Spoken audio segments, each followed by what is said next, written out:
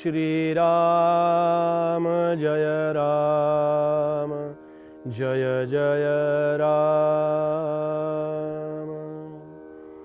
श्री राम जय राम जय जय राम। श्री राम जय राम जय जय राम। जनी भोजनी नाम वाचे वदावे, अति आदरे गद्य घोषे म्हणावे।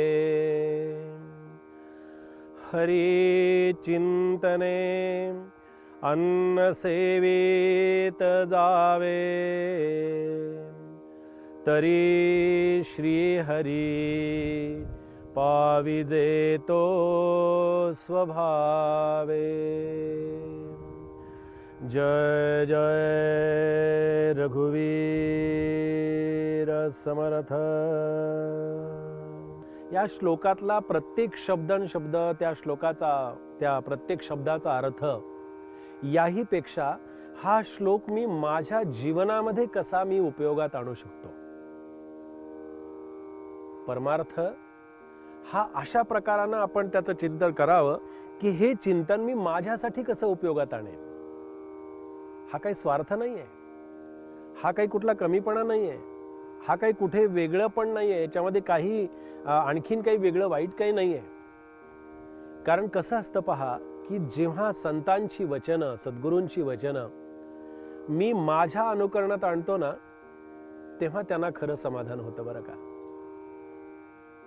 आणि साधकाचं, उपासकाचं एकमेव आद्य कर्तव्य जर कोणतं असेल तर मी माझ्या सद्गुरूंना कसं प्रसन्न ठेवू शकतो, कसं समाधानी ठेवू शकतो।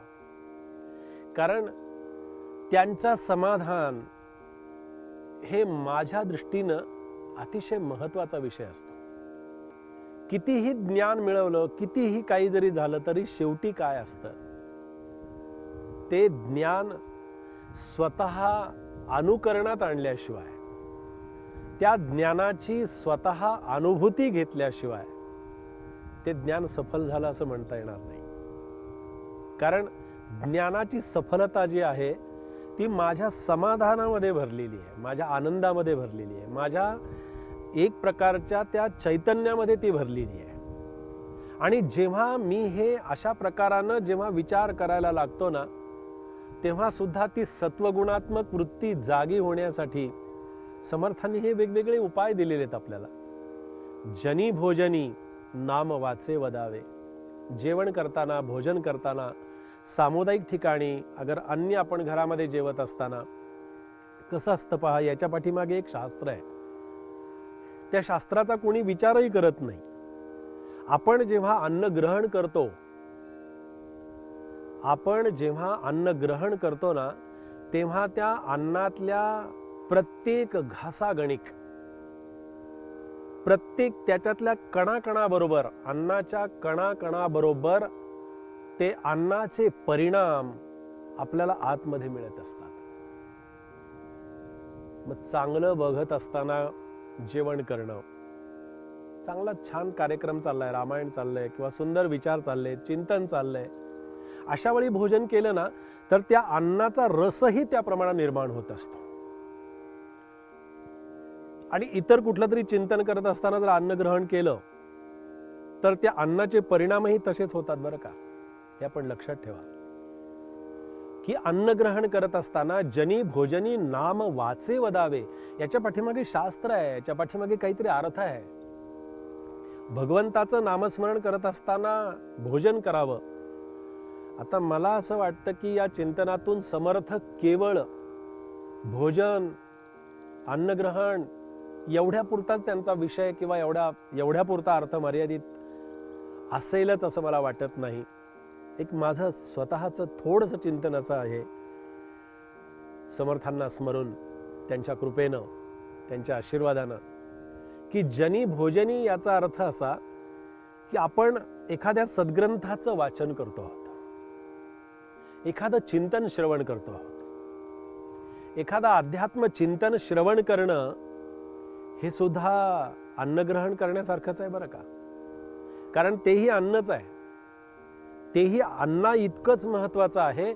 आपल्यामधला चांगला विचार जागवण्यासाठी सद्विचारांचं अन्न जोपर्यंत आपल्या उदरामध्ये जर जात नसेल आणि गेलं नाही तर आतल्या सद्विचारांचं जागरण राहणार नाही, ते जिवंतच राहणार नाहीत. जसे विचार निर्माण होतील बाबा हे मना, तशी तुझी कृती होईल बरं का. त्याच्यावर लक्ष ठेव. मग ती कृती ही चांगली असावी म्हणून अति आदरे गद्य घोषे म्हणावे. आदरानं त्याचा जय जयकार करावा, त्यांचा जयघोष करावा आणि एकूणच काय तर त्या चिंतनामध्ये आपण राहावं. अन्नग्रहण करत असताना भोजनामध्ये आपण जेव्हा अशा प्रकारचा जय जयकार करतो त्याला प्रसादाचं अन्न असं म्हणतात. सज्जनगडावरती असं प्रसादाचं अन्न आपण तो प्रसाद म्हणून घेत असतो. अक्कलकोटला जातो तिथे प्रसाद घेतो, पंढरपूरला जातो, देहूला जातो, आळंदीला जातो. त्या त्या क्षेत्रावरती तो अन्न आणि अन्नाचा अन्न ग्रहण करणं म्हणजे तो प्रसाद आहे. मग तो प्रसाद ग्रहण करत असताना त्याप्रमाणे आपण करावा आणि त्या प्रसादाची महती किंवा त्या प्रसादाचं महात्म्य जपण्यासाठी सुद्धा भगवंताच्या नामाचा गजर हा भोजनाच्या वेळी करण्याची आवश्यकता आहे. म्हणून समर्थ म्हणाले हरी चिंतने अन्न सेवित जावे. हरीच्या चिंतनामध्ये, भगवंताच्या चिंतनामध्ये, सद्गुरूंच्या चिंतनामध्ये, आपल्या उपासदेवतेच्या चिंतनामध्ये एक महाराजांचे भक्त होते. आपल्याला काय सांगावं, ते महाराजांचे भक्त प्रत्येक घासाला श्रीराम असं म्हणूनच तो घास पोटामध्ये घ्यायचे, असं म्हणूनच तो अन्नाचा घास पोटामध्ये घ्यायचे, असं म्हणूनच तो अन्न ग्रहण करायचे. हे जमण्यासाठी, हे करण्यासाठी, याच्यासाठी सुद्धा खूप मोठं तप करावं लागतं, खूप मोठी श्रद्धा असावी लागते, खूप मोठी भक्ती अंतःकरणामध्ये रुजलेली असावी लागते. म्हणून भगवंताच्या स्मरणामध्ये, भगवंताच्या चिंतनामध्ये अन्न ग्रहण करावं, अन्नाचं सेवन करावं. आणि अन्नाचं सेवन करत असताना अन्न त्या पद्धतीनं जर ग्रहण केलं तर तशा प्रकारचे विचार मनामध्ये येतील आणि ते विचार हे निश्चितच चांगल्या स्वरूपाचे विचार असतील. आणि म्हणून समर्थ म्हणाले की हरी चिंतने अन्न सेवित जावे.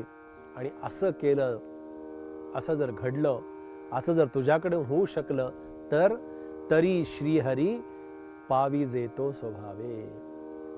तुला श्रीहरीची प्राप्ती होईल. श्रीहरी तुझ्यावरती प्रसन्न राहतील. श्रीहरी हे मना तुझ्यावरती प्रसन्न होण्यासाठी तर हे सगळं चाललंय ना बाबा. नाही तर कशासाठी प्रयोजन, कशासाठी हे सगळं चाललंय. त्या श्रीहरीची प्राप्ती तुला व्हावी याचसाठी हा समर्थांचा समर्थ उपदेश आज आपण इथे श्रवण केलेला आहे. जय जय रघुवीर समर्थ